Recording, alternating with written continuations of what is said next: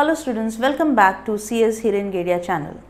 We have already uploaded few of the English videos.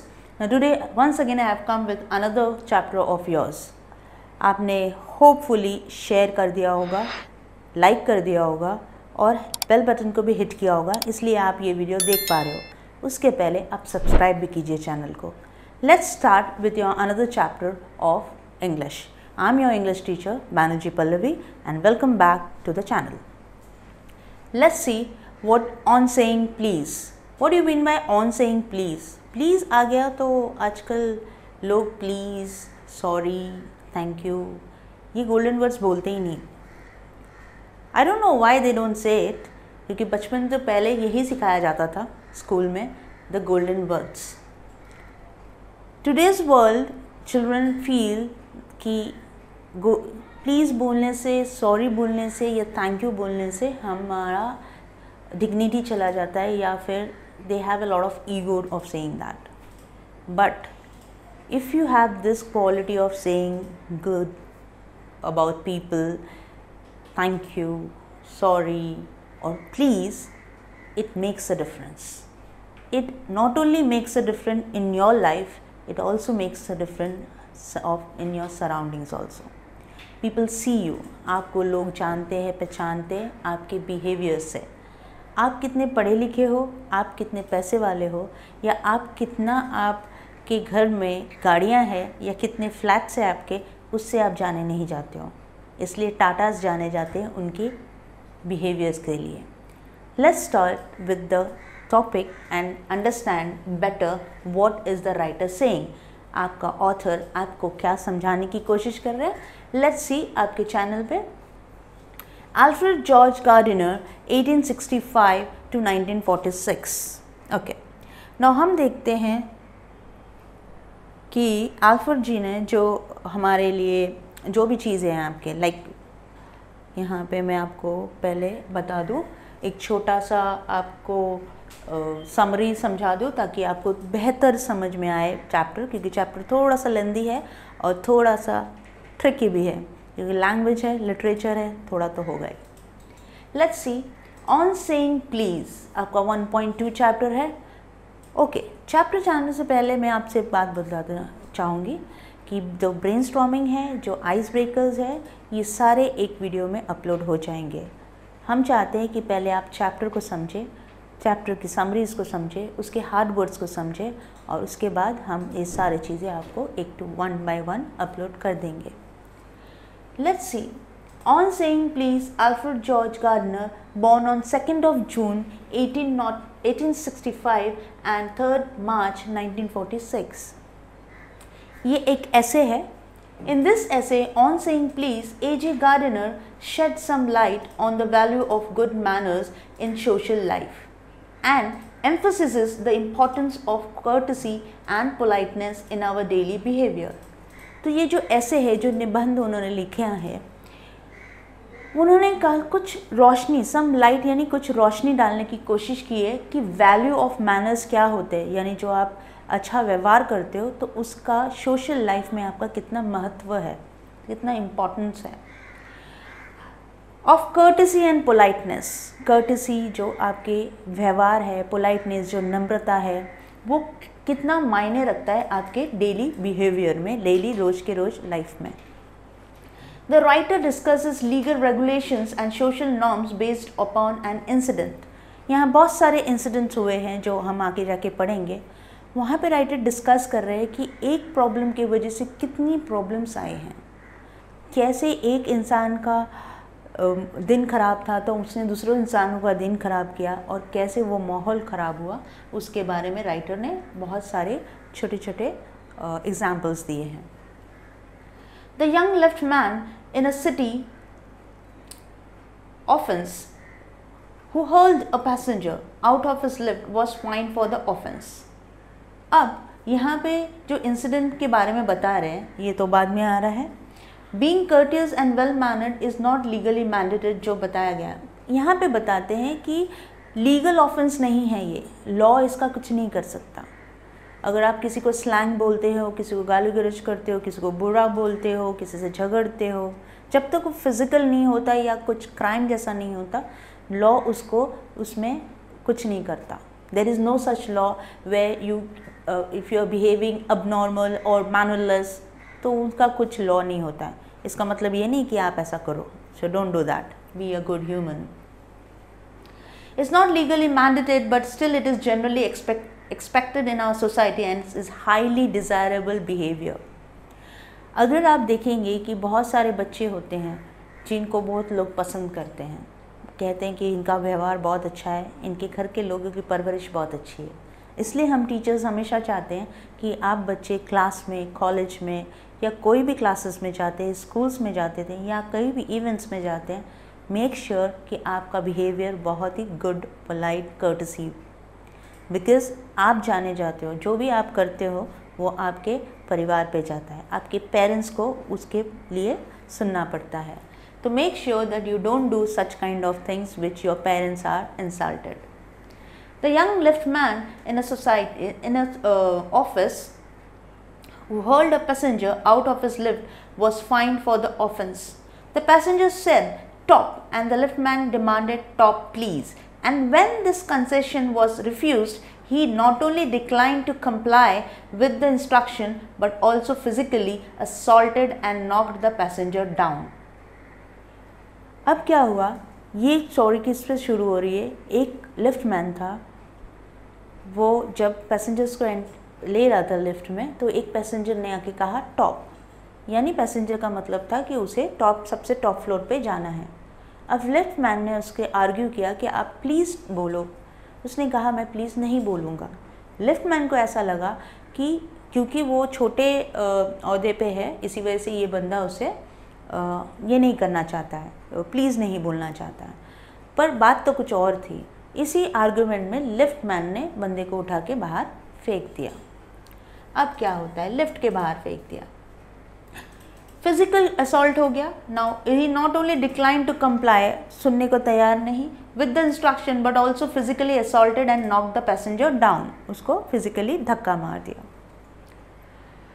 When this event was taken to the court of law, it was concluded that discourtesy is not a legal offence but physical assault is.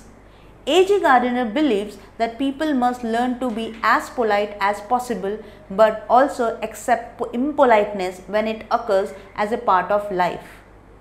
To drive this point, he aptly illustrates his experience with an extremely courteous bus conductor who keeps his life and passengers' lives smooth by being polite and caring towards them. The author ends the essay by making us realize that polite manners and a courtesy goes a long way in sweetening our atmosphere. Now, ये सारी जो चीज़ें हैं, अब वो बहुत सारी चीज़ें इसमें स्टोरी है इसमें. अब वो क्या बताने की कोशिश कर रहे हैं कि देखिए, अगर आपका बिहेवियर अच्छा होता है तो आपकी सारी चीज़ें अच्छी होती हैं. अगर आपके साथ इम्पोलाइटनेस भी हो रहा है तो ये पार्ट ऑफ लाइफ है, आपको उससे सीखना चाहिए, ना कि आप उसी तरह व्यवहार करना चाहिए.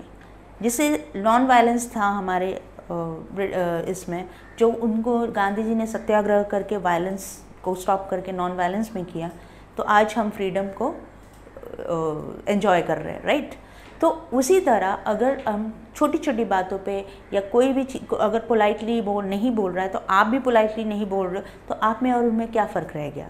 जिस तरह आप यहाँ पे जिस तरह आप व्यवहार कर रहे हो उसी तरह आपसे व्यवहार होगा. तो यहाँ पे एक कंडक्टर की स्टोरी बताई गई है जहाँ पे वो पैसेंजर को लेके जाता है, लेकिन आप तो सब जानते ही हो कंडक्टर किसे बोलते हैं. बस में ट्रैवल होते रहते हैं. तो पोएट जो राइटर है वो भी ट्रैवल करते थे और एक दिन अपना पर्स भूल गए थे घर. तो उसी वजह से वो कैसे उस जर्नी से निकले वो हम आगे जाके देखेंगे. पहले मैं आपको कुछ सारे हिंदी के मैंने कोशिश की है हिंदी में थोड़ी सारे आपके जो वर्ड्स है उसको हिंदी में एक्सप्लेन करने के लिए. तो थोड़ा हम एक छोटा सा ब्रश ले लेते हैं कि क्या बोला जाता है.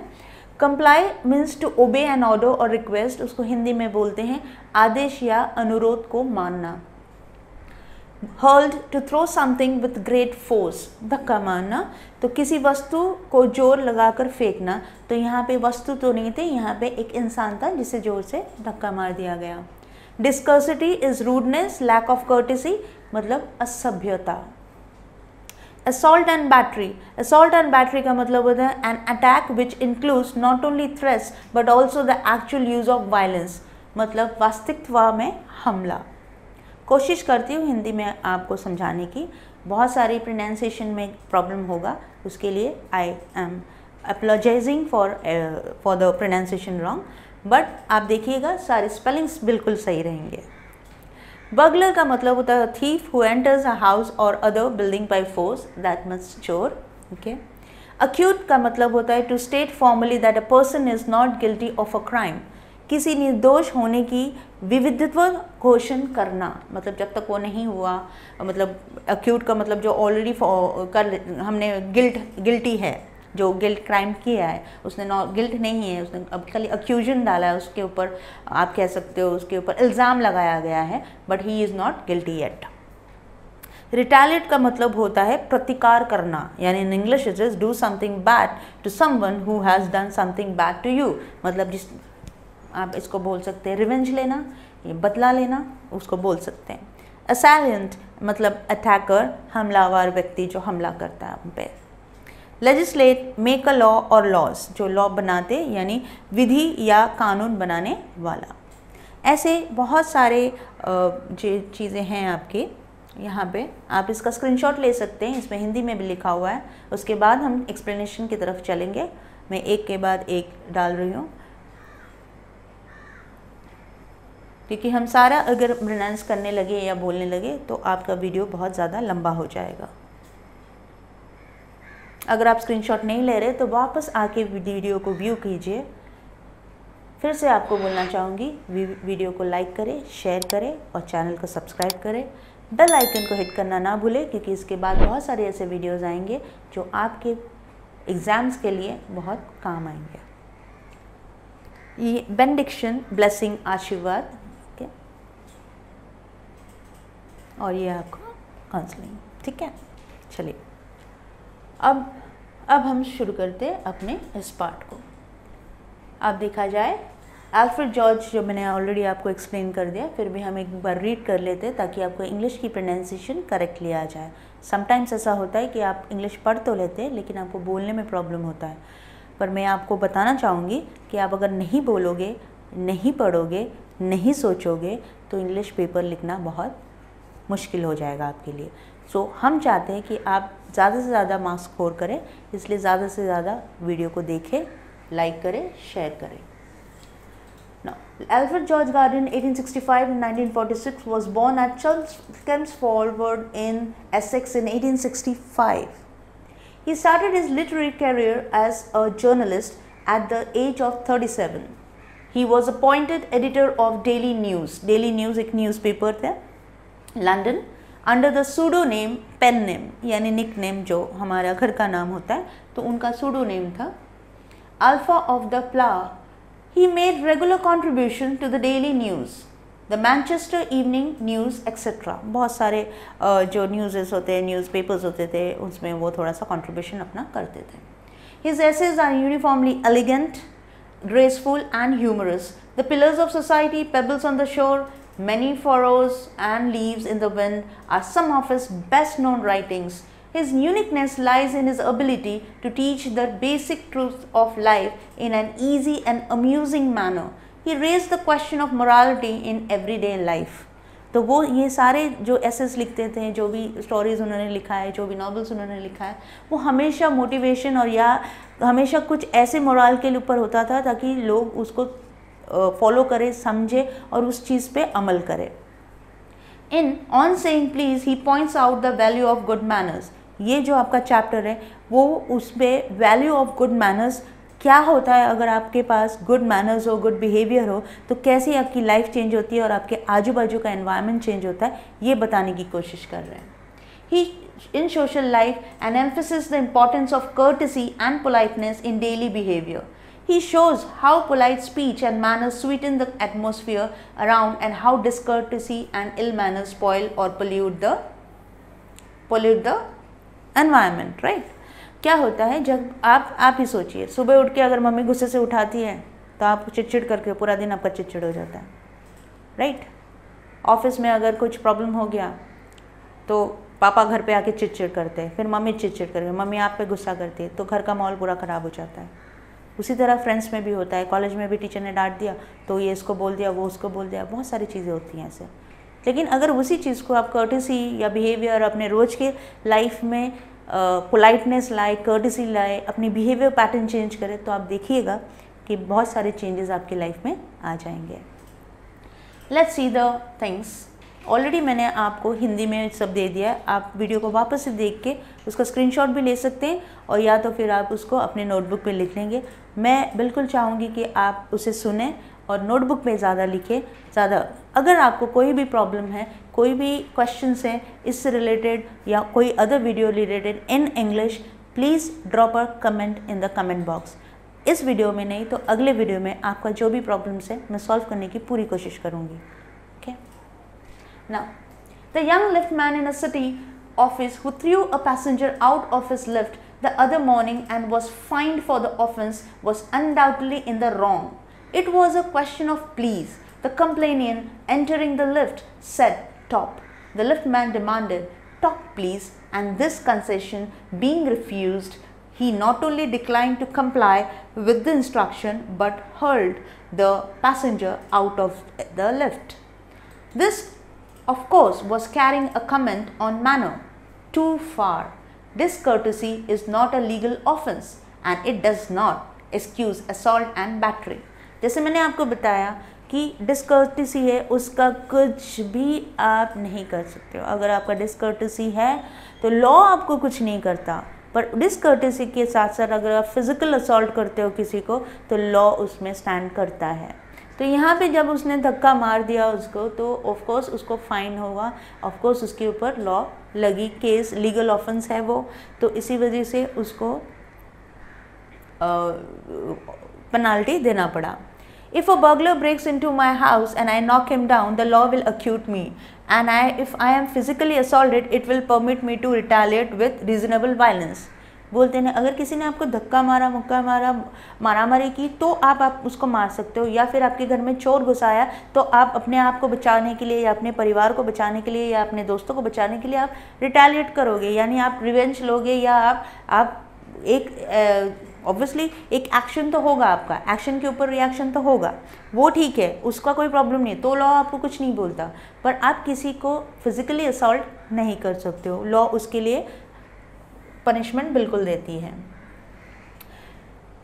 With reasonable violence, it does this because the burglar and my assailant means somebody who is attacking, have broken quite definite commands of the law. क्योंकि ये लोगों ने बहुत सारे लॉ, किसी ने मुझे मारने की कोशिश की और किसी ने मेरे घर में चोरी करने की कोशिश की, तो लॉ तो उसे सज़ा देगी। But no legal system could attempt to legislate against bad manners. तो बैड मैनर्स के लिए कोई भी लॉ नहीं है। और could sanction the use of violence against something which it does not itself recognize as a legally punishable offense. यानी कोई भी चीज़ जो मुंह से बोली गई हो उसका कोई ऑफेंस नहीं होता, अगर हाथ पैर चलाया तो उसका ऑफेंस हो जाता है और लॉ उसको पकड़ लेती है और यह अक्यूज़ करती है और गिल्टी भी ठहराती है। And your sympathy with the lift man, we must admit that the law is reasonable. Of course हमें तो बुरा लगेगा कि वो बेचारा लिफ्ट मैन है, जाने दो, उसने प्लीज़ बोली तो क्या हो गया लेकिन एक तरफ से उसने भी गलती की, उसको इस तरह लोगों को धक्का मार के बाहर नहीं निकालना चाहिए था, तो लॉ तो उसे पनिश करेगी। तो हमारी जितनी भी सिंपैथी हो हम कुछ नहीं कर सकते। It would never do if we were at liberty to box people's ears because we did not like their behavior. हम किसी को to box people here is to fight the fist. किसको मान नहीं सकते, कोई भी चीज़ को हम बोल के कि नहीं है बाबा, लोगों के कान में नहीं वो सही है, वो सही है, उस बंदे को प्लीज़ बोलना चाहिए था क्योंकि वो ऐसा सोच रहा था कि वो लेफ्ट मैन है तो उसकी कोई वैल्यू नहीं है। हम ऐसे सब नहीं बोल सकते क्योंकि हमको उसका बिहेवियर पसंद नहीं आया, ठीक है। और the tone of their voices और the scowl on their faces, जो कभी कभार होता है ना कि कोई लोग आपसे बात करते हैं, बात करते करते मुंह बनाएंगे या गाली दे देंगे। अच्छा, आजकल तो मेरे बच्चों को देखा है बहुत ही वियर्ड तरह से बात करते हैं एक दूसरे से, which is not very acceptable in social societies. तो वो उसे छोड़ें आप और अच्छे से बात करें, क्योंकि वो जब आदत ही हो जाती है ना, जब आदत होता है तो उसको आप बदल नहीं सकते हो। क्योंकि अगर आप मिस्टेक करते हो तो एक ही बार मिस्टेक करते हो, बार बार मिस्टेक करोगे तो वो आदत हो जाएगी, और आदतें बदलती नहीं हैं। तो अपनी मिस्टेक्स को आदत ना बनाएं और कर्टसी को अपना फ्रेंड बनाएं। नेक्स्ट, और the tone of their voices और the scowl on their faces, our fist would never be idle and the gutters of the city would run with blood all day. अगर हम अपना nature ऐसे ही रखें कि कोई भी भैया कुछ भी बोल दे और हम जाके पिट दे, तो आधे से ज़्यादा तो जो गटर में पानी और कचरा बह रहा है, लोगों के खून ही बहते रहेंगे, क्योंकि हमें तो गुस्सा, हमको कट्स ही नहीं है ना, हमें पेशेंस ही नहीं है, हम क्यों कोई दूसरे का कुछ सुनेंगे। This is what happens with people who are uncivil. I may be as uncivil as I may please and the law will protect me against the violent retaliation. मैं अनसिविलाइज मतलब अनकुत अनसिविलाइज बिहेवियर जो होता है, उसका मतलब होता है people लोगों को कुछ जानवर जैसा बिहेवियर। जानवर तो फिर भी बिहेव कर लेते हैं, अगर आप पेट लवर्स है, डॉग्स लवर्स है, आप देखोगे जानवर को एक बार बोलोगे चुपचाप जाके बैठ जाएंगे और दूसरी बार आपके पास आके सॉरी भी बोलेंगे, मुंह से नहीं बोलेंगे लेकिन अपने भाषा में तो बोल ही देंगे। But what do we do? Do we do that? No, neither we do say sorry, neither we say that. हम तो सॉरी अपने पेरेंट्स को भी नहीं बोलते, right? I may be uncivil as I please. कुछ भी करूँ मैं, लेकिन मुझे तो लॉ कुछ नहीं करने वाला है, क्योंकि मैं मुँह से कर रहा हूँ, मैं तो हाथ पैर चला रहा हूँ। उसने गाली दी तो मैं 4 गाली दूंगा। पर क्या लॉ इसमें हमें ये करती है? क्योंकि लॉ इंटरफियर नहीं करती, क्योंकि वो फिजिकल नहीं है, वो वर्बल है।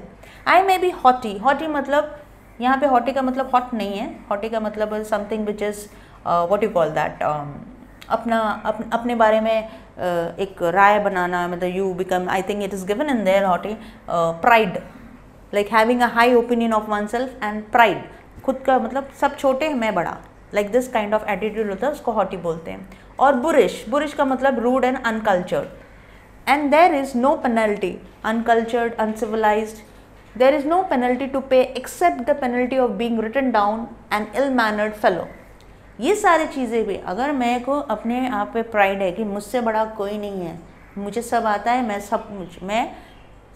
सब तरह से संपूर्ण हूँ, या फिर मैं एक अनकल्चर्ड रूड हूँ, तो उससे लॉ को कुछ फ़र्क नहीं पड़ता, लॉ मुझे पनिश नहीं करती, लेकिन सोसाइटी में मेरा नाम खराब होता है। सोसाइटी में बोलते कितने बदतमीज़ है, ऐसी बात करता है या ऐसे बात करती हैं, कैसे लोग हैं ये, होता है ना ऐसे। आपने भी कभी किसी नेबर को बोला होगा, या तो कोई परिवारजन को बोला होगा, अगर उसने बैड मैनर्स किया होगा या मस्ती किया होगा या कर्टसी नहीं रखा होगा या इम्पोलाइट रहे होंगे। तो यहाँ पे भी वही बोल रहे कि लॉ तो कुछ करने का नहीं, सिर्फ मुझे एक स्टैम्प मिल जाएगा कि मैं एक बड़े ही बदतमीज़ या स्वभाव जिसका अच्छा नहीं होता उस तरह का व्यक्ति हूँ। The law does not compel me to say please or to attune my voice to others people's sensibility any more than it says that I shall not wax my mustache or dye my hair or wear ringlets down my back. It does not recognize the laceration of our feelings. As a case of compensation, there is no allowances for moral and intellectual damages in this matters. अब laceration यहाँ में मतलब cut or tear, cut और tier मतलब deep cut and tear, मतलब जो emotions, कभी कभार होता है ना कि हम इमोशनली इतना ज़्यादा हर्ट हो जाते, वो पेन दिखता नहीं है। Some pains are not seen, some pains are felt, so they are not seen, they are felt. तो यहाँ बोल रहा है कि मैं प्लीज़ बोलूँ या ना बोलूँ, उस लॉ मुझे उसके लिए कुछ नहीं बोलता, कि लॉ मुझे को कंपेल भी नहीं करता, ज़बरदस्ती भी नहीं कर सकता कि भाई आप प्लीज़ बोलो। प्लीज़ बोलने के लिए कोई पेनाल्टी नहीं है, कुछ नहीं है लॉ में। लॉ मुझे मुस्टैच को वैक्स करूँ या नहीं करूँ, मैं मुस्टैच वैक्स करूँ या नहीं करूँ, लॉ मुझे कुछ नहीं बोलता। लॉ में डाई हेयर करूँ या नहीं करूँ, हेयर को कलर करते हैं या नहीं करते, लॉ मुझे कुछ नहीं बोलता। वियर रिंगलेट्स, यहाँ पे वियर रिंगलेट्स जैसे पंडित जी होते जो यहाँ पर चोटी लगाते हैं बैक में, उसको रिंगलेट्स बोलते हैं। अगर मैं पहनूँ या नहीं पहनूँ, जो आजकल के बच्चे हिप हॉप होते हैं वो सारे बाल बड़े करके यहाँ पे कुछ करते रहते हैं, तो अगर वो करते भी है तो लॉ को कुछ फ़र्क नहीं पड़ता, क्योंकि वो तो किसी का नुकसान नहीं कर रहे हैं ना, right. So there is no allowance for moral and intellectual damages. तो कोई उनको उन लॉ को इस सब चीज़ों से कोई मतलब नहीं है, वो सिर्फ क्राइम्स देखते हैं। आप फिजिकली किसी को असॉल्ट कर रहे हो, किसी जगह पे चोरी किया, एक क्राइम फैक्टर होता है, वो स्लैंग लैंग्वेज यूज़ करना वो क्राइम फैक्टर में नहीं आता लॉ के हिसाब से। और इवन अनकल्चर्ड अनबिहेवियर जो बिहेवियर है हमारा, वो उसमें भी लॉ कुछ नहीं करता, लॉ को कुछ फ़र्क नहीं पड़ता। This does not mean that the damages are negligible. Negligible का मतलब होता है कि उसको नेग्लेक्ट नहीं कर सकते हो, आप ना ही उसको नज़रअंदाज कर सकते हो आप। It is probable that the liftman was much more acutely hurt by what he regarded as a slur open of his social standing than he would have been if he had kicked on the shins, for which he could have got a legal redress. Redress का मतलब कोई चीज़ wrong करना, ये करना वापस से। So जो negligence की बात कर रहे थे, नेग्लिजिबल जो बात कर रहे थे हम, वो लॉ आपको इससे ये नहीं करता। It doesn't give you any, it is not offensive, it doesn't give you any punish. As per the law it is not offensive, but as per the society it is.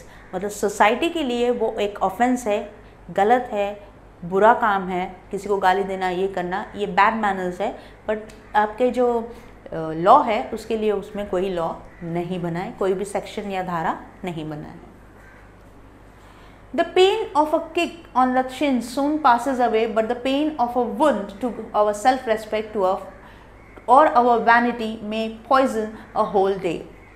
जो हमारे pride होता है, vanity pride होता है, उस पर बहुत से दाग हो जाता है। कर्टेसी कुछ मांगता नहीं है आपसे, कर्टेसी कुछ मांगता नहीं है आपसे सिर्फ इतना मांग रहा है कि कर्टेसी मतलब क्या? कर्टेसी मतलब गुड बिहेवियर। क्या वो चाहता है कि आपका गुड बिहेवियर ये ना हो?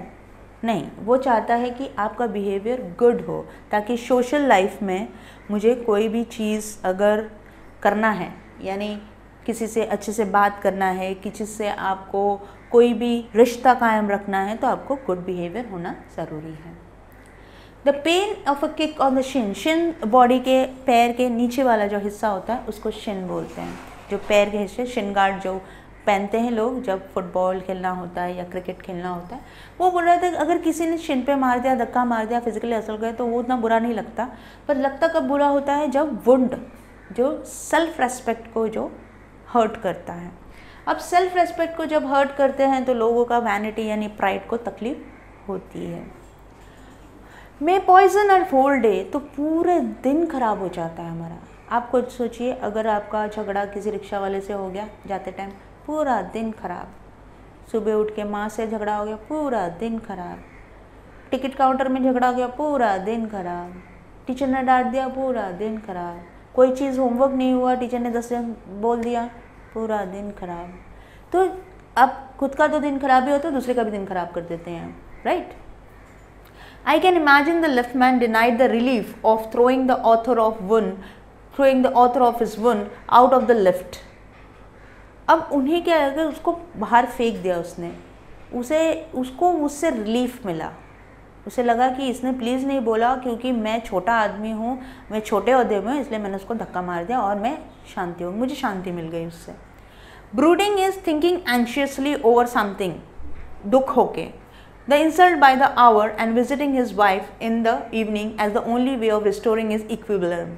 अब क्या होता है ना कि जब आपका जो बंदे ने क्या किया होगा, बंदा घर पे गया, लिफ्टमैन जाके अपनी वाइफ को से झगड़ने लगा क्योंकि वो इक्वल हो गया, उसको इक्वल। ऐसे ही करते हैं ना हम नॉर्मली, क्या करते हैं, कोई भी परेशानी हो गया जाके हम किसी और से जो बहुत क्लोज होता है या कोई घर पे कोई रहता है सामने मिल गया, उसी पे हम बरस पड़ते हैं।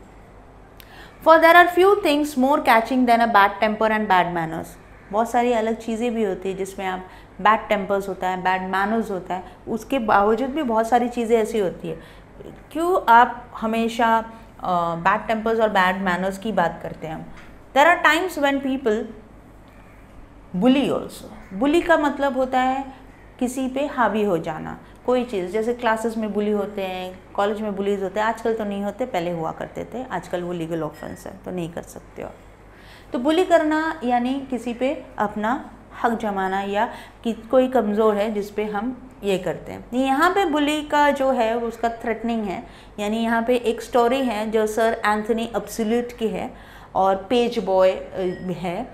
This amusing incident is described in act 3 of scene 1 of The Rivals 1775, a comedy by Sheridan.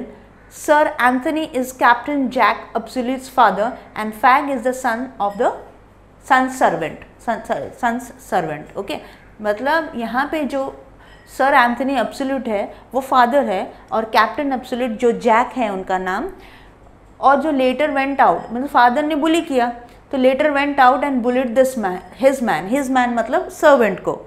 Fag whereupon fag went out downstairs, तो फैग कहाँ चले गया, fag downstairs and kick the page boy. यहाँ पे page boy का मतलब मैंने आपको दिया है, पेज बॉय का मतलब होता है जो बंदा किसी शादी में, मतलब अभी तो डिफरेंट वेज होते हैं, किसी शादी में दुल्हन की सारी चीज़ें, दुल्हन के साथ वो एंट्री करता है, दुल्हन के सारे ये करते हैं। मैंने आपको मीनिंग्स के इसमें दे दिया है, आप उसको वापस से जाके देख सकते हैं। स्क्रीनशॉट अगर आपने लिया होगा तो वेरी गुड, अगर आपने नहीं देखा होगा तो वापस से चैनल को व्यू कीजिए और देखिए, आपको पूरा मिल जाएगा। बेसिकली बेल बॉय भी आप बोल सकते हैं, आजकल तो उसे बेल बॉय बोला जाता है, पर ये जो सीन है, ये जो आपका एक्ट 3 और सीन 1 जो राइवल्स में है 1775 नॉवल में है, उसी में से निकाला गया है ये वाला जो आपका बुली वाला जो लाइन है या स्टोरी है। तो इसमें क्या होता है, बाप ने बेटे को बुली किया, बेटे ने सर्वेंट को बुली किया, सर्वेंट ने जाके पेज बॉय को बुली किया, मतलब 4 जन, ये फैल गया, इन्फेक्ट हो गया। Now probably the man who sat top to the left man was really only getting back on his employer who had not said good morning to him because he himself had been henpecked at breakfast by his wife। अब क्या हुआ है, जो lift में जो बंदे ने top नहीं बोला था लिफ्ट मैन को, वो बंदा को उसके एम्प्लॉयर ने गुड मॉर्निंग नहीं बोला था। अब उसकी वजह से वो थोड़ा नाराज़ था, क्योंकि उसके एम्प्लॉयर ने गुड मॉर्निंग क्यों नहीं बोला था, क्योंकि उसकी वाइफ ने हैंडपैक्ड, यहाँ पे वाइफ को डोमिनेटिंग वाइफ जो होते हैं उसको हैंडपैक्ड बोलते हैं। यहाँ पे ये डोमिनेटिंग, हैंडपैक्ड यहाँ पे पर्सन्स है जो डोमिनेट करते हैं।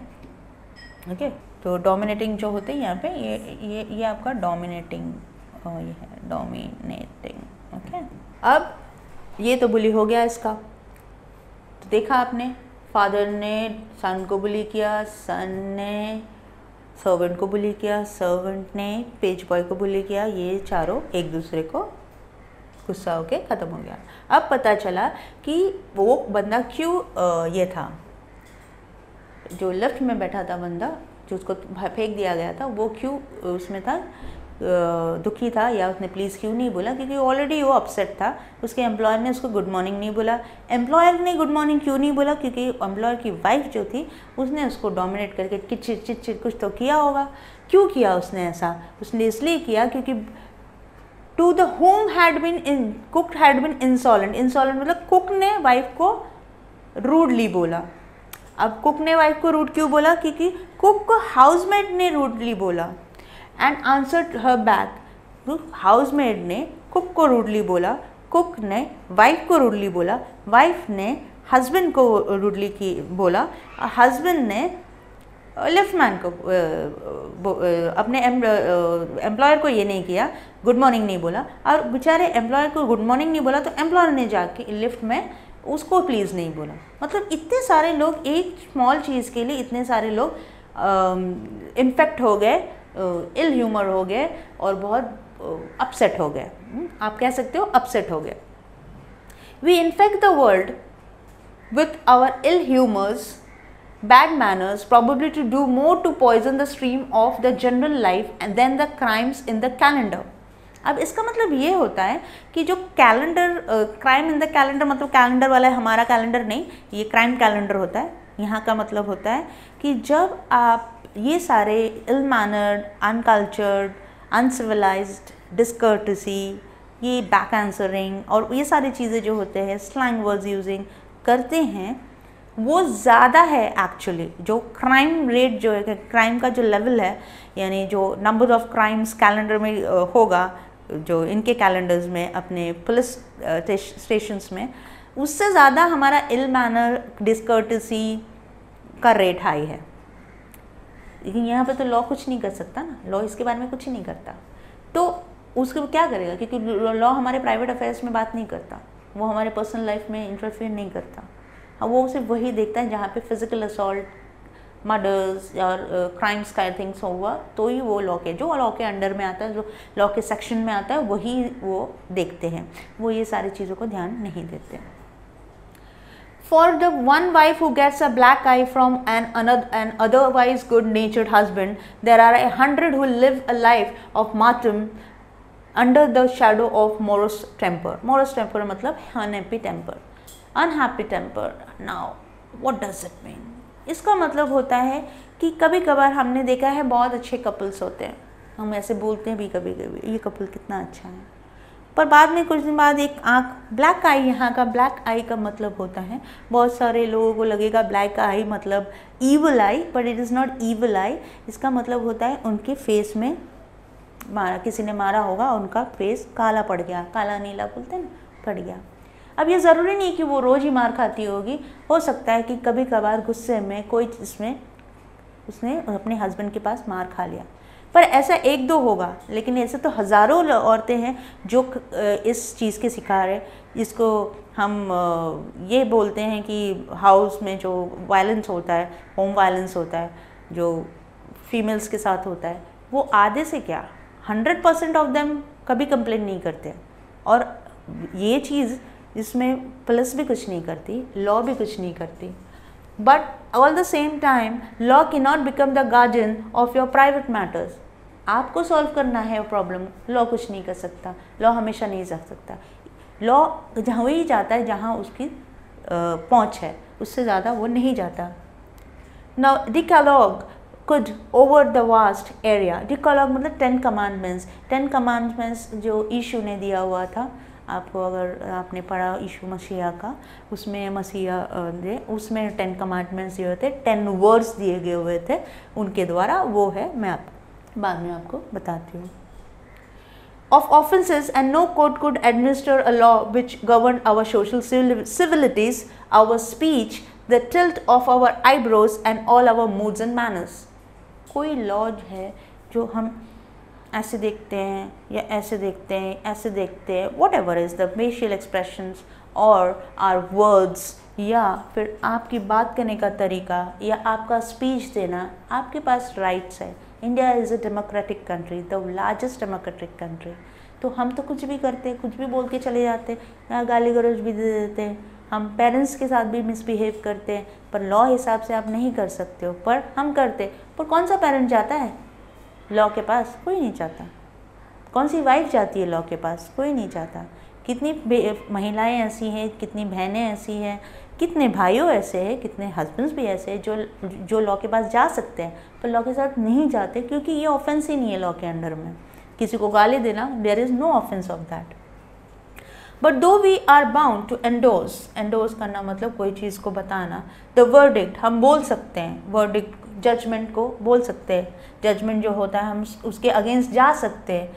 The left man, most people will have a certain sympathy with him, हम जो उसे चिल्ला चिल्ला के बोल सकते हैं कि यहाँ वो गलत है, उसको फेंकना नहीं चाहिए था, उसको लग गया। या हम ये भी बोल सकते, कुछ लोग तो ये भी बोलेंगे नहीं लेफ्ट मैन गलत है, उसको ऐसे नहीं करना चाहिए था। पर सिंपैथी, हमको तो लेफ्ट मैन से सिंपैथी रहेगा ही, क्योंकि we know that what he has done, he was wrong, but still we will have a sympathy because he belongs to that class. While it is true that there is no law that compels us to say please, there is a social practice much older and much more sacred than any law which enjoins us to be civil.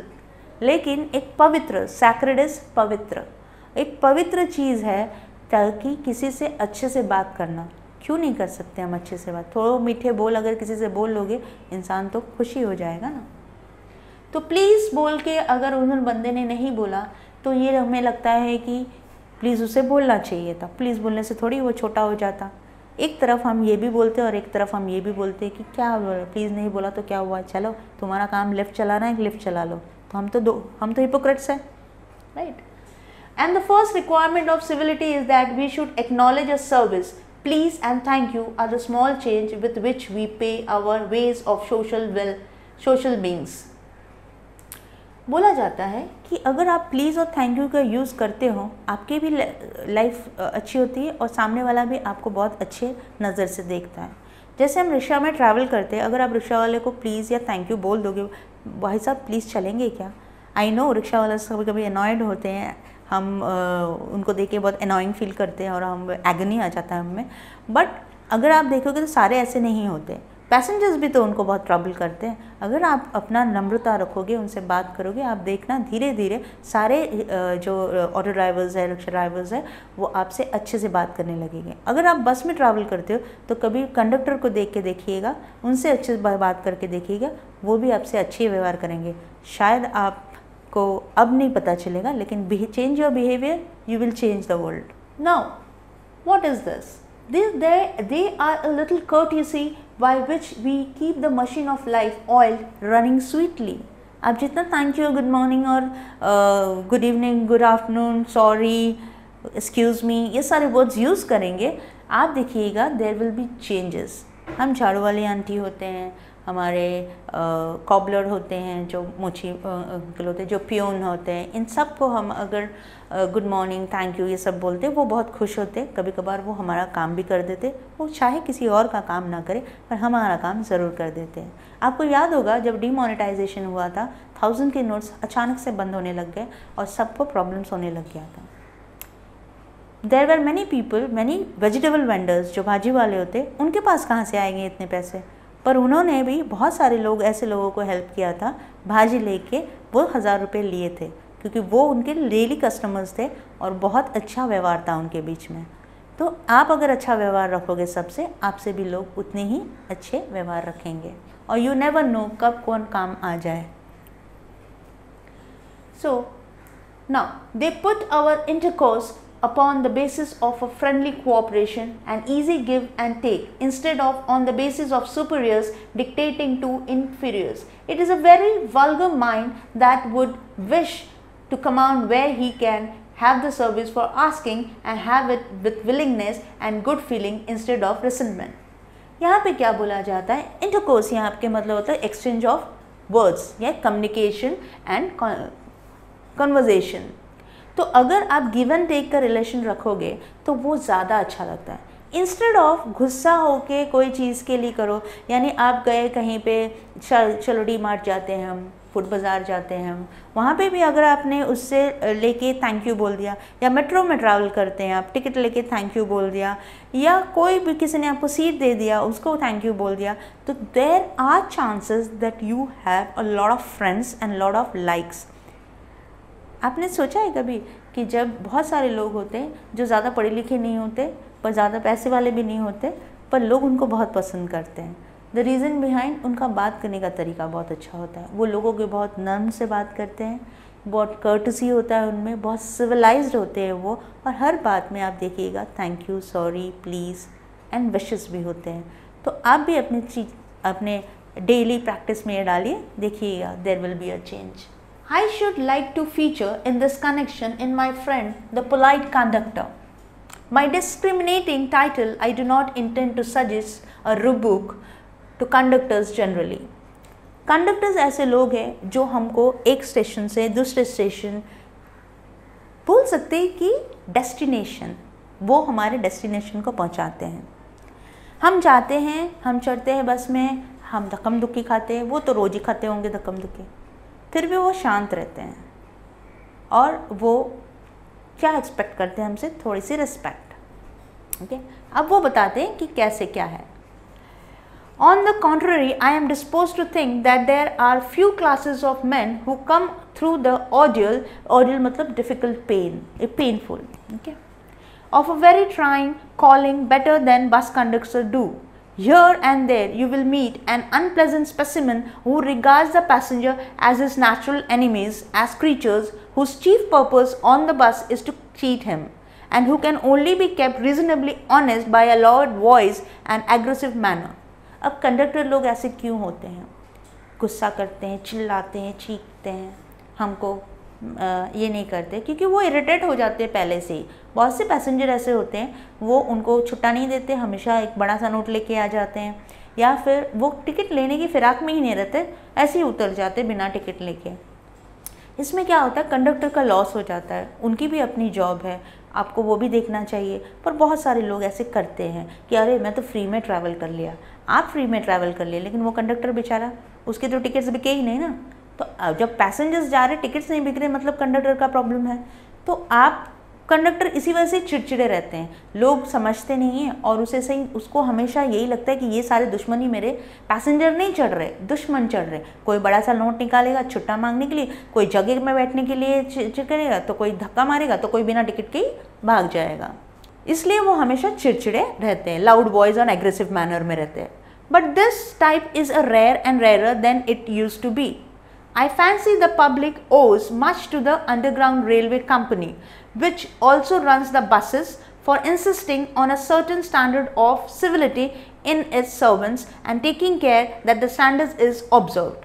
अब ये बोलते हैं, writer बोलते हैं कि देखिए, यहाँ पे एक ऐसा कंडक्टर है जो अंडरग्राउंड रेलवे कंपनी में काम करते हैं, जो बस चलाते हैं, और अंडरग्राउंड में जो रेलवे कंपनी है जिनके पास बहुत सारे बसेस हैं, वो बस चलाते हैं। उन्होंने अपने एम्प्लॉय को इतने अच्छे से रखा है और समझाया है। जैसे ट्रेनिंग होती है ना, आजकल हॉस्पिटैलिटी इंडस्ट्री में बहुत सारी ऐसी ट्रेनिंग होती है जहाँ पे आप you can't raise the voice of yours in front of the client और now when you are travelling the passengers, like airplane में अगर ट्रैवल करते हैं तो यहाँ पे इस तरह का व्यवहार, नम्र व्यवहार होता है, कर्टसी बहुत होती है वहाँ पे। तो वो बहुत वो उस बारे में बता रहे कि उन्होंने देखा, ऑब्जर्व किया राइटर ने, in doing this it not only makes things pleasant for the travelling public but performs an important social service. वो बोलते हैं कि जिस तरह वो व्यवहार करते हैं, जो कंडक्टर व्यवहार करते हैं, वो बहुत अच्छा व्यवहार करते हैं। यानी हमें लगता है कि इस तरह का सोशल अगर व्यवहार वो सोशल में करते हैं तो ये सोशल सर्विस भी होता है, और पब्लिक जो ट्रैवल करते हैं उनके लिए भी एक बहुत आसान ट्रैवलिंग हो जाती है। जब आपको पता है कि ट्रैवल करना होता है, या ट्रैवलिंग में आपका ट्रैवल मूड ख़राब हो जाता है, चाहे वो ऑफिस जा रहे हो, चाहे वैकेशन जा रहे हो, कोई सेरेमनी जा रहे हो, या सेलिब्रेट करने जा रहे हो, या कुछ भी करने जा रहे हो, या एंगेजमेंट में जा रहे हो, एनीथिंग। तो जब आप ट्रैवल कर रहे हो, तो अगर ट्रैवल में आपको कोई प्रॉब्लम आ जाता है तो डेस्टिनेशन में प्रॉब्लम हो ही जाता है आपका, right? It is not, therefore, with any feeling of unfriendliness to conductors as a class that I pay a tribute to a particular member of that class. उसने बोला ऐसा नहीं कि मैं उनको ट्रिब्यूट दे रहा हूँ या उनके बारे में अच्छा बोल रहा हूँ, लेकिन ऐसा एक इंसिडेंट हुआ उनके साथ, इसी वजह से वो बोलते हैं कि ऐसे भी लोग दुनिया में होते हैं. I first became conscious of his existence one day when I jumped onto a bus and found that I had left home without any money in my pocket. उनको कब ये बात पता चली कि ऐसे लोग दुनिया में होते हैं, ऐसे कंडक्टर्स दुनिया में होते हैं, जब एक दिन वो बस में तो चढ़े पर टिकट के लिए वो पैसा नहीं था उनके पास, क्योंकि वो अपना वॉलेट घर पे भूल आए थे. Everyone has had the experience and knows the feeling. सब ने कभी ना कभी ऐसा एक्सपीरियंस तो किया होगा, और वो फीलिंग होता है ना, पेन होता है, अरे अब क्या होगा, या वो डर होता है कि ये जानबूझ के इसने नहीं लाया होगा, या फ्री में टिकट ट्रैवल करने के लिए आ रहा होगा. The mixed feeling which the discovery arouses. Mixed feeling होती है ना, अरे क्या हो रहा है, डर, थोड़ा सा नर्वसनेस, वो हो रहा था उससे. You are annoyed because you look like a fool at the best and like a knave यानी dishonest person at the worst. अब क्या होता है कि लोगों के सामने आप एक बेवकूफ़ इंसान और एक जो ईमानदार नहीं इंसान, डिसऑनेस्ट मीन्स नहीं, जो ईमानदार नहीं है वैसे इंसान दिखने लगोगे. You would not be at all surprised if the conductor eyed you coldly as much as you say, yes, I know that stale old trick. Stale का यहाँ का मतलब बासी नहीं होता, यहाँ पे stale का मतलब पुराने ट्रिक्स है. ओके, दिस इज पुराना ट्रिक्स. ओके, वो पहले जैसे हम बोलते थे ना, स्टेल का मतलब बासी होता है, तो यहाँ पे बासी खबर या बासी ट्रिक. ओके, तो बोले ये पहले पुराना ट्रिक हो गया कि तुम पर्स भूल के आए, ये तो पहले भी लोग बोलते हैं. ऐसा राइटर को लगा कि कंडक्टर बोलेंगे. Now then off you get, और बोलेंगे चलो अभी उतरो यहाँ पे, तुम ऐसा ओल्ड ट्रिक लेके मत आओ, तुम्हारे पास पैसे नहीं है, ऐसा नहीं है, तुम फ्री में आने के लिए ये तुम कर रहे थे. Now what is that? Let's see the next thing. even if the conductor is a good fellow and lets you down, I hope you can see the board now, easily, you are faced with the necessity of going back and the inconvenience perhaps of missing your train or your engagement. यहाँ पे engagement का मतलब है कहीं जाना होगा उसे, कोई ऑफिस या कोई जॉब पे. अब ये सोच रहा है कि अगर मैं यहाँ पे उतर जाता हूँ, कंडक्टर अच्छा फेलो है, even the conductor is a good fellow, अगर अच्छा भी बंदा है, and lets you down easily, you are faced with necessity going back. अगर आप बोलेगा अच्छा ठीक है बाबा आप उतर जाओ यहाँ पे, कोई बात नहीं, लेकिन उसके लिए तो उसको घर वापस जाना पड़ेगा, घर वापस जाके उसको लाना पड़ेगा. इसमें मतलब वो एक ट्रेन छूट जाएगी, उसकी बस छूट जाएगी और उसको जहाँ जाना है वहाँ पे टाइम पे नहीं पहुँचेगा. Having searched my pockets in vain for a stray coppers मतलब कॉपर कॉइन्स बहुत लो वैल्यू के, जिसको मूल्य नहीं है, वो copper coins. And having found I was utterly penniless, तब पता चला कि उसके पास एक भी पैसा नहीं है. I told the conductor with as honest face as I could assume that I couldn't pay the fare and must go back for home. तो उसने बोला कि राइटर बहुत ईमानदारी से उससे बोला कि सॉरी मेरे पास पैसे नहीं है और मुझे अब यहीं उतार दीजिए, मैं घर जाके पैसे ले आता हूँ. तो कंडक्टर ने क्या कहा, oh you needn't get off, that's all right said he. All right said I. तो अरे अरे अरे आप ऐसे नहीं उतरो, कोई बात नहीं, आपने पैसे नहीं दिए, इसका कोई प्रॉब्लम नहीं है, आपको उतरने की ज़रूरत नहीं है. ऑल आई सेड, और आई, राइटर सोचा हाँ क्यों ऐसे बोल रहे हैं वो. But I haven't A copper on me, मतलब मेरे पास एक भी कॉपर कॉइन तक नहीं है. Oh I will book you through. उसने बोला कोई बात नहीं, आपको जहाँ तक जाना है मैं आपकी टिकट करा दूंगा. He replied, where do you have to want to go. And he handled his bundle of tickets with air of a man. Bundle of tickets उसको दे दिया. Who was prepared to give me a ticket for anywhere from the bank to the Hong Kong. तो bank से लेके Hong Kong तक उनकी journey थी. बोले इसमें से कौन सा कहाँ आपको उतरना है, आप वो टिकट बता दो. I said it was very kind of him and told him where I wanted to go. And as he gave me the ticket, I said, but where shall I send the fare? उसने बता दिया, writer ने बता दिया कि मुझे यहाँ जाना है. तो उसने टिकट निकाल के राइटर के हाथ में दे दिया. लेकिन अभी राइटर ने उससे पूछा कि अब लेकिन टिकट तो ले लिया मैंने, लेकिन मैं कहाँ जाऊँगा, कहाँ ढूंढूंगा आपको, कहाँ ये पैसे दूँ मैं आपको. Oh you will see me someday, all right. उसने बोला ओह चिल, तो आप कभी ना कभी तो मुझे मिलोगे ही. ही सेड चीयरफुली मतलब बहुत happily. He turned to go and then luckily my fingers still wandering in the corner of my pockets lighted on a shilling and the account was squared. यहाँ पे squared का मतलब account settle होना ना.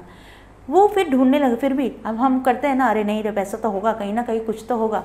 तो वो भी ऐसे ढूंढ रहे थे. राइटर देखा तो उनके पास थोड़ा पैसे था, शिलिंग्स थे, तो उन्होंने उनको पैसे दे दिए. बोला हमारा हिसाब किताब बराबर हो गया.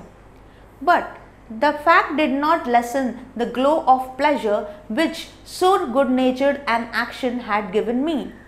लेकिन जो सच्चाई है वो तो बदली नहीं, क्योंकि इस बंदे ने उसे फ्री में टिकट देने की कोशिश की कि ले लो, और उसको पैसे की कोई पड़ी नहीं थी, क्योंकि उसको पता था कि कभी ना कभी ये बंदा मुझे मिलेगा और मेरे पैसे लौटा देगा.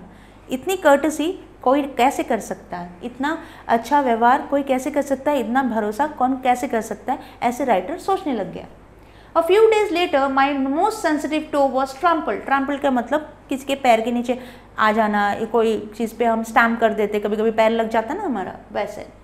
On rather heavily as I sat reading on the top of a bus. जब बस पे ऊपर बैठे थे तो किसी ने उनके पैर पे बहुत ज़ोर से स्टैम्प कर दिया. I looked up with some anger and more agony. गुस्से से और बहुत ज़्यादा गुस्से से वो उसे देखने लगा, ऐसे ऊपर देखने लगा. And saw my friend of the cheerful countenance. Countenance का यहाँ पे मतलब होता है someone who is your very close. अभी यहाँ पे जो काउंटेनेंस यहाँ पर आपको बता देती हूँ मैं. Okay, sorry sir, he said, I know these are heavy boots. उसने कहा सॉरी सर, मुझे तो नहीं पता था, मुझे पता है ये सारे बहुत हेवी बुट्स है और मेरा ध्यान नहीं गया और मैं आपको स्टैम्प कर गया. पर जो गुस्सा था, जो एगनी थी ये पर्सन के लिए, राइटर को, जब तक उनको पता नहीं था कि वो कंडक्टर है, वो देख के बोले अरे ये तो मैं इनको जानता हूँ. तो वो गुस्सा हंसी में बदल गया. क्यों? क्योंकि कंडक्टर ने उसे हेल्प किया था और एक गुड बिहेवियर रखा था उसके साथ। Sorry sir, he said, I know these are heavy boots, got them because my own feet get trod on so much and now I am treading on the other people's. उसने बोला मुझे ये boots लेने पड़े, sorry sir, क्योंकि मैं भी जब ऐसे चलता हूँ बस में तो लोग मेरे फीट पे स्टैम्प करके चले जाते हैं, मुझे बहुत दर्द होता है, क्योंकि एवरीबडी हैज़ डिफरेंट शूज़, कोई हिल पहनता है, कोई फ्लैट पहनता है, कोई बॉक्स पहनता है, कोई पता नहीं क्या क्या शूज़ पहनते, तो वो तो बेचारे कुछ बोल नहीं सकते ना किसी को, तो उसके पैर पे चले जाते। इसी वजह से उन्होंने खुद ही एक भारी सा बूट पहनने लगे और वो अब ये बोल रहे कि पहले लोग मुझे मारते थे, अब मैं लोगों को मारने लगा हूँ। नॉट डेलिबरेटली, जानबूझ के नहीं, लेकिन गलती से लग जाता है। He had hurt me, but he was so nice about it that I assured him he hadn't. उन्होंने उसको हर्ट किया कंडक्टर ने, फिर भी इन्होंने कहा नहीं नहीं कुछ नहीं हुआ। क्यों? क्योंकि उसने बिहेव अच्छा किया था उसके साथ। After this, I began to observe him whenever I boarded his bus and found a curious pleasure in the constant good nature of his bearing. अब बोला कि जब भी मैं उसको देखता तभी भी वो वैसे ही रहता है, उसमें चेंजेस नहीं थी। He was bearing the same thing. He didn't have any changes on the thing. Nature में चेंज आया ही नहीं था। वो हमेशा जब देखते थे उसको रोज़ रोज़ बस में चढ़ना होता होगा तो सेम बस में चढ़ते थे और सेम बस में उसको देखते थे, वो लोग ओह शिट, ये तो वैसे की वैसे ही है, इसके नेचर में कोई चेंजेस नहीं है। He seemed to have an inexhaustible मतलब उसका कोई लिमिट नहीं है, अनलिमिटेड। फंड ऑफ पेशेंस यानी धैर्य, बहुत सारे patience, and a gift for making his passengers comfortable. और ऐसा गिफ्ट नेचर था कि वो लोग जो भी पैसेंजर्स उसके साथ होते थे वो खुश होके ही जाते थे, कभी कोई कंप्लेन नहीं होता था उनका। If I noticed that if it was raining, he would run up the stairs to give someone the tip that there was a room inside. अगर बारिश होती तो वो भाग के जाते और बोलते कि वहाँ पे एक रूम है, वहाँ पे आप आराम करो, ये बारिश हो रही, बारिश में भीगो मत। With old people he was considered as a son. जो ओल्ड होते थे उनके लिए वो ऐसे प्यार से उनको देखभाल करते थे, केयर करते थे जैसे वो उनके बेटे हो। एंड विथ चिल्ड्रन एज सॉलिसिटियर्स का मतलब होता है एक केयरिंग पर्सन जो कंसर्न रखते हैं बहुत, और बच्चों के लिए वो बहुत ही पैम्पर करके कंसर्न करते थे as a father. He had evidently a peculiarity warm place in his heart for young people and always indulge in some merry jest का मतलब jokes। ओके, वो जब भी यंग पीपल लोग को देखते थे तो उनके साथ भी बहुत मस्ती मजाक करते थे, बहुत सारी चीज़ें उनसे शेयर करते थे, उनके साथ भी बहुत अच्छे से रहते थे। If he had a blind man on board, it was not enough to set him down safely on the pavement. Pavement का मतलब होता है फुटपाथ। तो अगर कोई ब्लाइंड मैन मतलब अंधा आदमी उनके बस में चढ़ते हैं तो वो उसको ऐसे ही नहीं छोड़ देते, वो पेवमेंट तक लेकर जाते हैं, यानी उनको उतारते और उनको फुटपाथ के तक ले जाते हैं। He would call to Bill in front to wait while he took him across the road or round the corner or otherwise safely on his way. मतलब वो जाते थे खुद जाके उनको जब तक सेफ जगह पे छोड़ नहीं देते, जहाँ उन ब्लाइंड पर्सन को जाना होता है तब तक छोड़ नहीं देते, तब तक वो बस में चढ़ते नहीं। In short, I found that he irradiated मतलब स्प्रेड करना कोई चीज़ को, इरिगेशन होता है, स्प्रेड करते हम उसे इरेडिएट है। Such an atmosphere of good temper and kindness that a journey with him was a lesson in natural courtesy and good manners. तो जब भी हम इस तरह के इंसान को देखते हैं जो इस तरह का व्यवहार करते हैं, हमें लगता है कि हम भी वैसा ही बने और हमारे लाइफ में बहुत पॉजिटिविटी आने लगती है, तो हम भी उनके जैसा व्यवहार करना शुरू कर देते हैं। What struck me particular was the ease with which he got through his work. If bad manners are infectious, so also are good manners. हम हमेशा बोलते हैं एक गंदी मछली पूरे तालाब को गंदा कर देती है। क्यों एक अच्छी मछली पूरे तालाब को अच्छा नहीं कर सकती? ये हम सोचते हैं इस बारे में। आप भी सोचिए और आप कोशिश कीजिए कि एक अच्छा इंसान पूरे माहौल को अच्छा कर दे या पूरे सोसाइटी को अच्छा कर दे, उसके लिए आपको अच्छा बनना पड़ेगा। What struck me particularly was the ease with he got through his work. If bad manners are infectious, so also are good manners. अगर bad manner infectious है तो good manners भी infectious होना चाहिए. If we encounter incivility, most of us are apt to become uncivil. अगर हमको वही मैंने जब बताया कि कोई खराब आदमी देखते तो हम खराब बनना शुरू कर देते, हम अच्छे आदमी को देख के अच्छा क्यों नहीं बनते, right? But it is an unusual uncouth यहाँ अनकुथ का मतलब होता है बिहेव, जो अनप्रॉपरली बिहेव करते हैं, जो जिनको इनएप्रोप्रिएट बिहेवियर होता है उनको बोलते हैं uncivilized person who can be disagreeable with sunny people. अच्छे लोगों के साथ वो रह ही नहीं सकते. It is with manners as with the weather, nothing clears up my spirits like a fine day. जैसे मैनर्स वेदर चेंज होता है वैसे लोगों के मैनर्स भी चेंज होने लगते हैं. Nothing clears up my spirits like a fine day, said Keats, and a cheerful person descends on even the gloomiest of us with something of the benediction. Benediction का मतलब blessing. अगर बहुत माहौल ख़राब है और तुरंत कोई एक अच्छा आदमी आ जाए, एक जोक बोल दे या अच्छा कोई चुटकुला बोल दे, हमारा माहौल चेंज हो जाता है. इसलिए कभी कभी कोई लोग कपिल शर्मा शो देखते हैं. क्यों देखते हैं? ताकि वो चुटकुला सुनाए, ये सुनाए. कॉमेडी शोज़ देखते हैं, ये चीज़ देखते हैं ताकि लोगों का दिन थोड़ा अच्छा हो जाए या कोई कुछ अच्छा हम फील करें. And so it was also fine weather on the polite conductor's bus and his own civility, his conciliatory. ट्रांसलेटरी मतलब हमेशा फ्रेंडली रहना, किसी चीज़ को फ्रेंडली बात करना, कोई चीज़ को एकदम गुस्से से ना बोले. So we with the address and good humour bearing infected his passenger. जैसे कंडक्टर ने अपने good humour, good sense, good civility, good behaviour से पैसेंजर्स को एकदम पॉजिटिवली उनको इन्फेक्ट कर दिया गुड मैनर्स होने के लिए, वैसे ही in the lightening their spirit he lighted his own task. अपना काम कर तो रहे थे वो, साथ में दूसरे को की हेल्प करके दूसरों का भी काम कर रहे थे वो. His Getty was not wasteful luxury but A sound investment. जो वो कर रहे थे वो उसका वेस्ट नहीं था, वो इन्वेस्टमेंट था. अब ये गुड बिहेवियर कौन सा इन्वेस्टमेंट होता है? होता है गुड इन्वेस्टमेंट. अगर आज अच्छा बिहेव कर रहे हो आप, तो कल कोई आके आपसे भी अच्छा बिहेव करेगा, आप किसी और से अच्छा बिहेव करोगे, और ऐसे देखिए लोग कनेक्ट होने लगते हैं कि ये अच्छा आदमी है, अच्छा लड़का है, अच्छी औरत है, अच्छी लड़की है, इससे फ्रेंडशिप करनी चाहिए. I have missed him from my bus route of late, but I hope that only means that he has carried his sunshine on to another road. उसने कहा कि मैंने ना बस रूट मिस कर दिया है, मतलब शायद अभी वो ट्रैवल नहीं करते होंगे, राइटर कहीं और से जाते होंगे या फिर उनका बस आगे पीछे हो जाता होगा, लेकिन वो राइटर ऐसे सोचते कि आज भी शायद वो वैसे ही होंगे जैसे मुझे मिले थे. It can not be too widely diffused in rather drab world. Drab world का मतलब होता है जो वर्ल्ड जो अनक्लियर है, ये है, मैंने आपको पहले ही उसमें दे चुकी हूँ मैं, आप बाद में जाके उसे देख लीजिएगा. अगर आपने स्क्रीनशॉट ले लिया होगा तो बहुत ही अच्छा है. जो ऐसा वर्ल्ड है जहाँ पे कुछ अच्छा हो ही नहीं रहा है, वहाँ पे एक बंदा अच्छा करने की कोशिश कर रहा है, शायद वो अच्छा है और अच्छा करेगा और लोगों को ये जिसकी जो अच्छाई है उससे और अच्छा हो सके.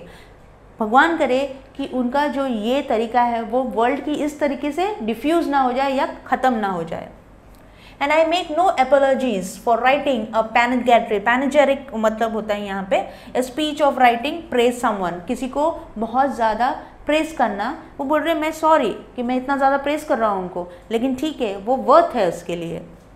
An unknown bus conductor.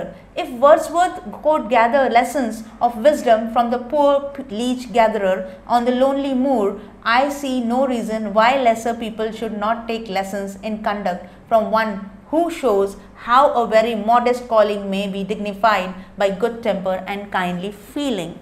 अब यहाँ होता है कि वो बोलते हैं कि मैं कंडक्टर एक छोटा आदमी लगता है लोगों को, पर वो हमारे लिए बहुत बड़े हैं, हमें ट्रैवल करवाते हैं. और ये जो कंडक्टर है इनकी जो वैल्यू ऑफ लाइफ थी, लोगों को हेल्प करना या लोग गुड मैनर्स जो कर्टेसी थी, उसके लिए मैं राइटर मैं बहुत अच्छा लिखूँगा. इसके लिए आप लोग मुझे क्षमा करें, लेकिन भले ही वो छोटा इंसान है लेकिन वो बहुत ही ओहदे में बड़ा है बिकॉज ऑफ हिज मैनर्स. तो विलियम वर्ड्सवर्थ एक लेसन है जहाँ पे the poor leech gatherer, leech जो होता है लीच को गैदर करते, उनको इकट्ठा करते. मूर यानी लैंड जहाँ पे कल्टीवेशन नहीं होता है, dry land. I see no reason why lesser people should not take lessons in conduct. मतलब क्यों, अगर छोटे इंसान से हम क्यों नहीं सीख सकते, हम छोटे बच्चों से भी बहुत कुछ सीखते हैं। अपनी डिग्निफिकेशन और अपनी क्लैरिटी की, हम अपने आप को बहुत ये समझते हैं, बड़ा समझते हैं, और हमें ऐसा लगता है सारे लोग छोटे हैं, लेकिन एक छोटा बच्चा भी आपको बहुत कुछ सिखा सकता है। It is matter of general agreement that the war has had a chilling effect upon those little everyday civilities of behavior that sweeten the general air. ये भी सच है कि जब लड़ाइयाँ होती है, वॉर्स होते हैं हमारे देश में या दूसरे देश में, दूसरे देशों के साथ जो भी वॉर होती हैं, उसके वजह से भी बहुत इम्पैक्ट पड़ता है लोगों के जहन में।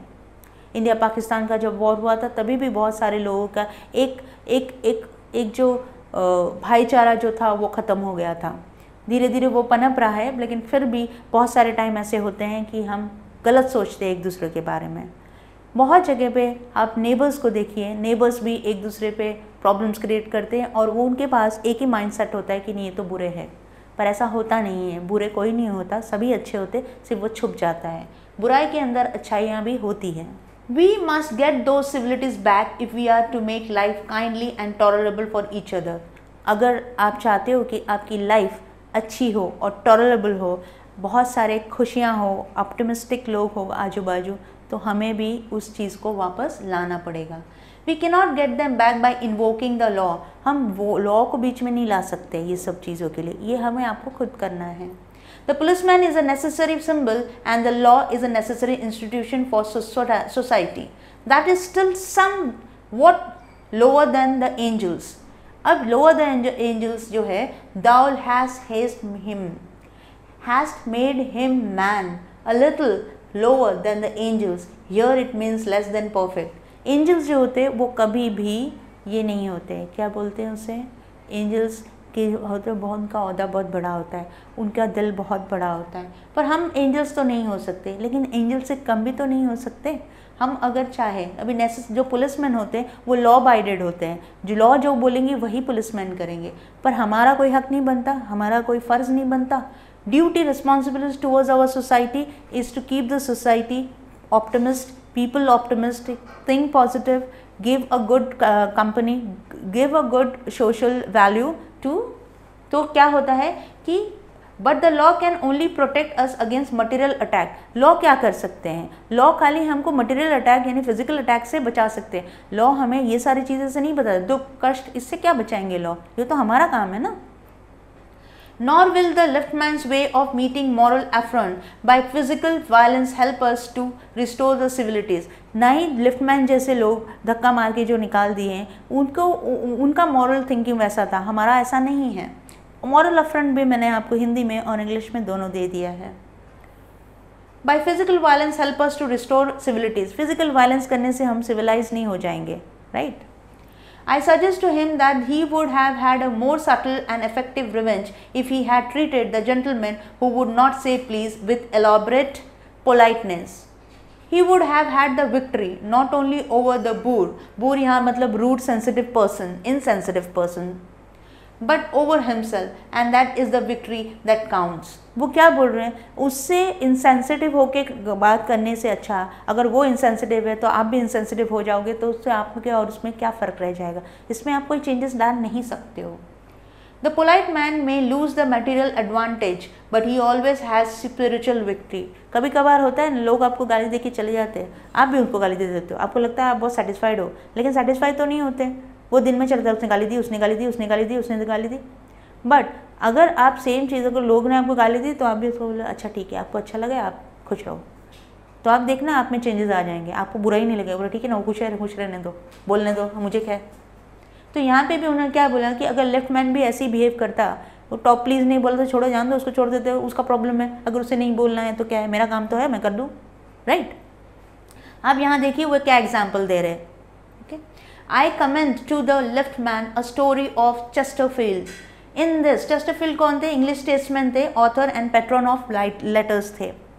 I commend to the liftman a story of Chesterfield। In his time, the London streets were without pavements, मतलब रोड्स नहीं थे वहाँ पे, अपने payments of today मतलब आज के जैसे फुटपाथ नहीं हुआ करते थे तभी। And the man who took the wall had the driest footing। I never give the wall to a scoundrel, तो वो मैन ने बोला कि मैं स्काउंड्रल को वॉल नहीं देता, ठीक है। Said a man who met Chesterfield one day in the street, तो चेस्टरफील्ड से मिला वो बंदा और वो बोला कि मैं स्काउंड्रल को अपना वॉल नहीं देता। I always do, तो चेस्टरफील्ड ने उसको ढक्कम ढुकी नहीं किया, उसने क्या कहा उससे, मैं तो देता हूँ, आप नहीं देते हो तो क्या हुआ, मैं देता हूँ। तो स्टेपिंग विद अ बो ऑन टू द रोड, बाव करके ठीक है चलो आप जाओ। रोड जो वॉल है, यानी वहाँ पे फुटपाथ नहीं होता था, वॉल होते थे, वहाँ से उसके बाजू से लोग चले जाते थे। तो बंदे ने उनको बोल दिया कि मैं तो स्काउंड्रल्स को नहीं देता रास्ता, तो इन्होंने चेस्टरफील्ड ने भी बोल दिया मैं तो देता हूँ, आप जाइए। देखिए, I hope the liftman will agree that his revenge was much more sweet than if he had flung the fellow into the mud. अब अगर इस जगह पे लिफ्टमैन होता है, लिफ्टमैन अगर ये सुनता तो क्या बोलता, वो यही बोलता अरे तुम्हें ऐसे नहीं करना चाहिए था, तुम्हें उसको लेके कीचड़ में डाल देना चाहिए था। क्या लिफ्टमैन सही है या चेस्टरफील्ड सही है, आप कमेंट करके बताइएगा। अगर आपको लगता है चेस्टरफील्ड सही है तो आप बताइए हाँ और क्यों, और अगर आपको लगता है कि लिफ्टमैन सही है तो आप उसी भी बताइए क्यों। मुझे तो लगता है चेस्टरफील्ड सही है, क्योंकि अगर चेस्टरफील्ड उसको फेंकता तो क्या होता, कुछ नहीं होता। लेकिन चेस्टरफील्ड ने क्या कहा, आप अगर ध्यान से सुनेंगे, बंदे ने कहा कि मैं स्काउंड्रल लोग को नहीं देता, क्या नहीं देता, रास्ता।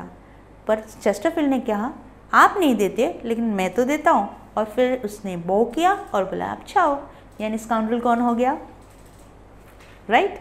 तो इसके साथ आपका ये चैप्टर ख़त्म होता है और आपको नोट्स दिए गए हैं इसमें। पहले भी मैंने आपको स्क्रीनशॉट लेने के लिए कहा था, अगर आपने नहीं लिया होगा तो फिर से आप चैनल पे आइए, चैनल को देखिए, रिवाइंड करके देख के आपको अगर कोई भी प्रॉब्लम है इंग्लिश रिलेटेड कोई भी प्रॉब्लम है तो आप कमेंट बॉक्स में अपना कमेंट ड्रॉप कर दीजिए।